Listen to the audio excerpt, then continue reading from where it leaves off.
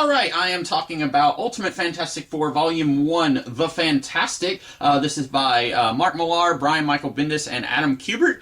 In this book, it takes 6 issues for the Fantastic Four to get their powers, and then they go and fight the Mole Man. If that sounds familiar to you, maybe you have read Fantastic Four Issue 1 from 1961 by Stan Lee and Jack Kirby, where the Fantastic Four get their powers, and then they fight the Mole Man. I have beaten this dead horse with a stick a lot, but I feel like Brian Michael Bendis is actually incapable of taking a story and then telling that story in the amount of time that it takes to tell that story.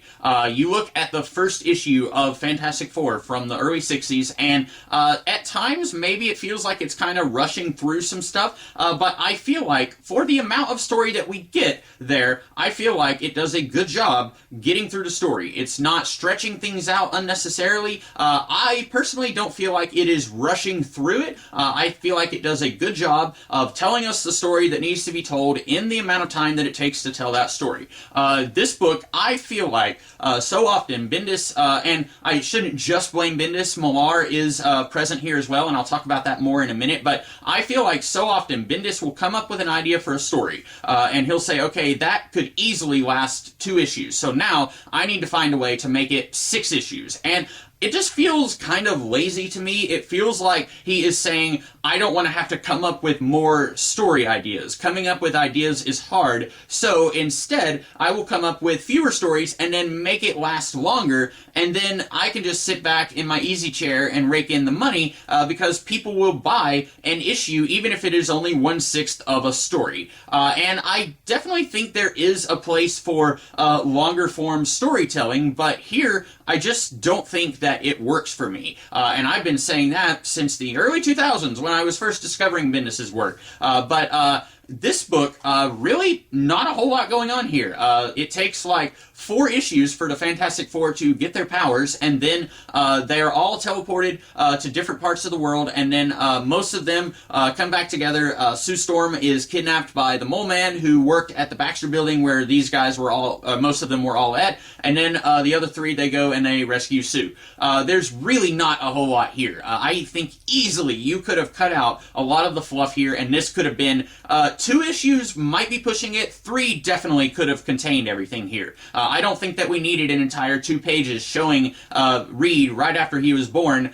He's grabbing his mom's hair. Oh, get it? He's curious. He's a scientist. He's curious. He likes to study things. Yeah, we know that because we're reading a Fantastic Four comic. We know what Reed is like. You didn't need to spend all that time there. You didn't need to spend time showing Reed has a bad home life. His dad yells at him.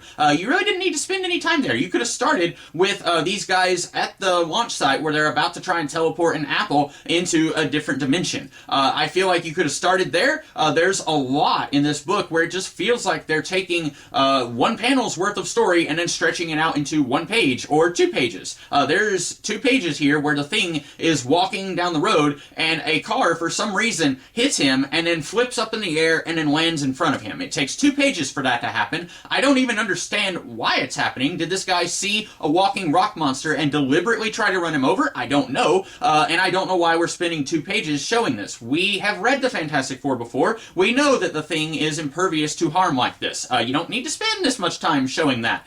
So what I really want to talk about here now is the very, very bizarre pairing of Brian Michael Bendis and Mark Millar. These two not only have very different writing styles, but also their approach specifically to the Ultimate Universe was very different for both of them. At this time, basically, they were 2 of the only ones who had written for the Ultimate Universe. Millar had done Ultimate X-Men and the Ultimates. Bendis had done Ultimate Spider-Man.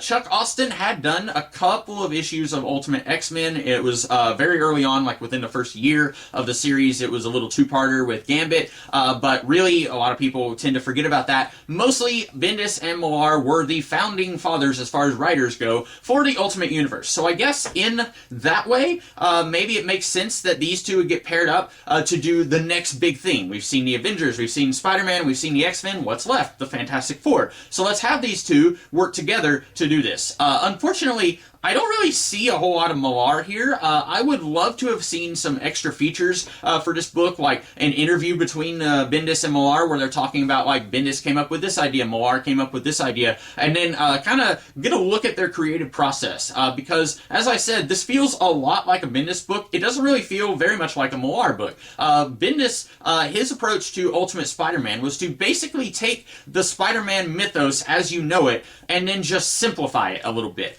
Peter Parker is basically the same in the Ultimate Universe as he was early on in the main 616 universe. They're just updating it for a modern audience. At the early 2000s, they didn't want audiences to feel like they had to go and track down 40 years of Spider-Man comics to get what's going on in current-day Spider-Man. So they have a brand new jumping on point. And Bendis' approach was, this is basically the same as what Stan and Steve were doing in the early 60s. Peter's no longer a photographer, now he is the computer guy at the Daily Bugle. But most of his villains are basically the same as they were, they're just updated a little bit. You got Norman Osborn, who's more like the Hulk than a guy who wears a weird Halloween costume, but for the most part, most of it is very similar to the main 616 universe. It's just updated for a new audience. Bendis probably thought a lot of kids in the early 2000s, if they went back and read a comic from the 1960s, they might think, this is really quaint, this is kind of silly and cheesy, I want something a little bit more up-to-date and realistic. And so Bendis, he's not really turning Spider-Man on its head. He's basically taking the concept of Spider-Man and just retelling it, but it's set in the early 2000s instead of the early 60s. Whereas Mark Millar, his approach with the Ultimates and Ultimate X-Men was, we are going to completely shake things up. With Scarlet Witch and Quicksilver, they're sleeping together. Wow, look at us, we're being edgy. Tony Stark is much more of an alcoholic here than he was in the 616 universe. In the 616 universe, spoilers, I have not read Demon in a Bottle, but my understanding is, at one point they just said, okay, Tony's an alcoholic now, and then for the rest of his life, he is trying to fight back his alcoholism. But here, Tony, it's really in your face. He's drinking a lot. And it takes all these characters and concepts, and it changes them a little bit. Thor, he shows up, and a lot of people aren't even sure if he really is a Norse god, or if he is just some guy who's really strong and has a hammer that can shoot lightning out of it. Captain America is still a World War II veteran, but he's more of an alpha male jerk than he was in the main 616 universe. Millar, his approach is, I'm going to take this premise that you recognize from the Marvel Universe, and I'm going to morph it a lot so that it is almost not recognizable. It's still recognizable, but almost not recognizable. I feel like his X-Men run is a little closer to the 616 X-Men, but even there, I feel like he is trying to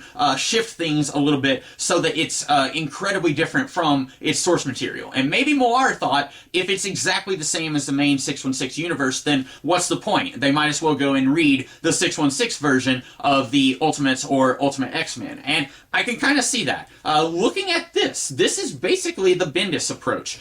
You got some differences here. The Fantastic Four are teenagers. They are not, well, Johnny Storm was a teenager in the main 616 universe, but all the others were full-grown adults. Here, they're all closer to the same age. Two of them were prodigy students at the Baxter Building, which was a government-funded school for geniuses to do stuff, create inventions. That's a new thing for the Ultimate Universe that was not in the main 616 universe. But the idea of these guys get superpowers, and then they are science explorers who happen to fight crime on the side, that is the Fantastic Four in the main 616 universe, and it's the Fantastic Four here. I feel like this is much more the Bendis approach than it is the Millar approach. And so, like I said, I really would have liked to have seen a little bit of background here. What did Millar contribute? I can pretty easily tell what Bendis contributed, but I'm really curious what Millar brought to the table. Was he just here because both of these guys were building the Ultimate Universe simultaneously, and they would have felt like, well, if we give this to Bendis, then it's going to feel like we're snubbing Millar,